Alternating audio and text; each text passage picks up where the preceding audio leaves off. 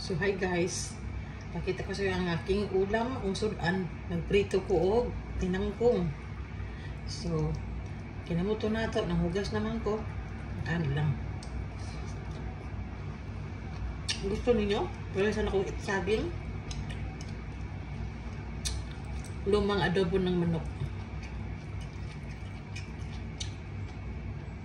Kalami. Kaya butangan na ako sa chili gamay. Lagi chop. Alam nyo na, sa Pilipinas, mga kabataan noon, at saka mga nanay natin, sa amin nangunguha ng mga ganito eh. Kami, sa area ng may mga tawag ng kadalawan, may mga lupa na sinasaka, tutubo din sila doon.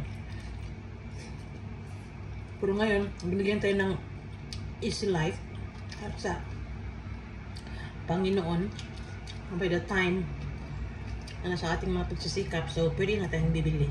Dito sa Dubai, mayroon pala. Ayun. Ang sarap.